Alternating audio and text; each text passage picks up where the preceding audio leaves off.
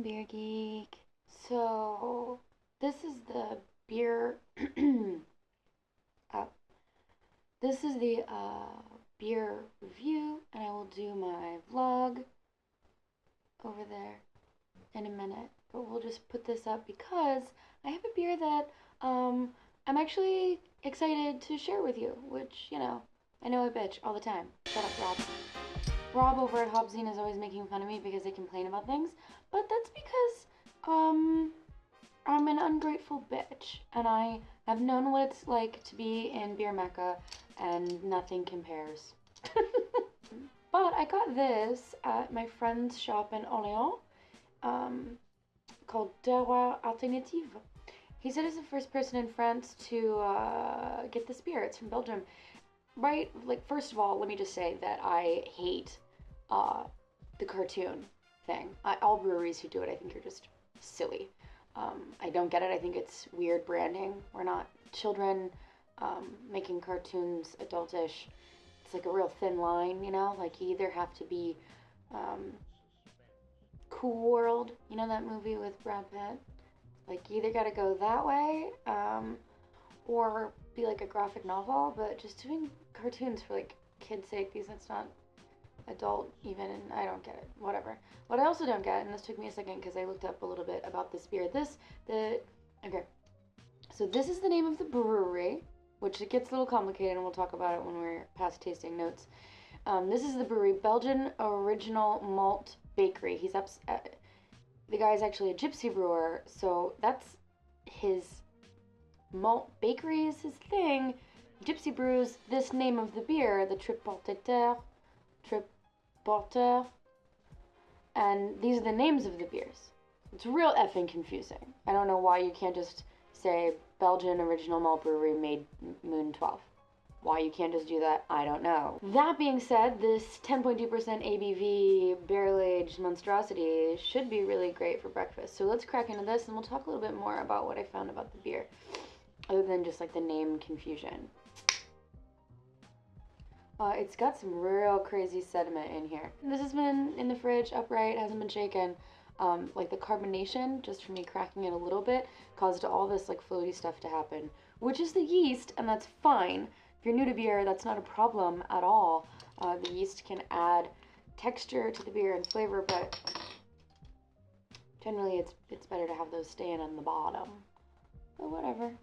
Got a handy dandy drinking vessel. Those are good to have. Back in my day, the Vikings, we used to just have glasses tied to our belts. It was convenient, for all kinds of things. Oh yeah, see, it's great. The sediments in the beer, which is again a little daunting. It doesn't make a very beautiful visual unless you're into those like, what were those drinks in the 90s? Orbits? Yeah, no. But it's an interesting rosy tawny color, actually quite clear. The bottle gave it an impression as if it was going to be a little bit darker. It says this beer can be aged, and it would like to be aged. That the hops are East Kent Golding and Citerian Golding, which are just kind of like some legacy deals there. We go to hops. It has white Belgian candy sugar, dark Belgian candy sugar, and some Belgian cassonade sugar. So it's got a bunch of sugar in it. On the nose, though, really what I smell is the cereals. It smells like wheat bran. It smells like your morning cornflakes. I guess those are probably the wrong kinds of cereals because it's corn and wheat. But, grains. It smells like some wet grains. Yeah, it really just reminds me of breakfast cereals. Maybe that's just because I got up and I'm hungry. But it smells like some kind of like frosted morning cereal. Not overly sweet, light-bodied.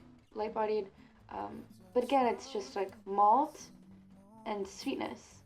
So this is fine. I'm not like super happy about it. Sorry, Rob, that I'm not like, yay again. Whoops. But the thing about this brewery is this, dig. So the brewery itself is calling it Belgian Original Malt Bakery and Brewery, so the world's first malt bakery, which that I've come to discover means the guy he took an old coffee roaster and he's actually roasting his own malt, which I think is cool. But then he gypsy brews. So his name's Bert von Heck. Well, yeah, we'll say it's pronounced like that. How about it, Bert? And he's got a great resume. I mean, he was a cellar master at Boone. He was a brewmaster at Saint Bernardus, which, you know, you probably know these brands. Then he also spent 2 years out, like, in a brewery outside of Shanghai, China, brewing. And also says that he worked a little bit in New Belgium in the States, and that when he was in the States, that's when he fell in love, you know, with the hop thing, the American tendency to aggressively aroma and bitter hop things. Then it looks like he went back to Belgium, which is interesting that his main focus is the malt. He intentionally roasts the malt for specific beers and then goes and gypsy brews his beer. And apparently you can find his beer some places in the States, it says on the internet. There's an importer, in Australia, and in Belgium. Now at Terroir Alternatif, maybe you can even buy the malt. I don't know. It says special malt series. I don't really know. I don't know. I don't know why you can't just have like easy branding for me to understand. You need to have like 12 million things going on your label and 15 million names, but it's a great brewery if you can get a hold of it. I would definitely recommend grabbing some of these bottles, giving it a try.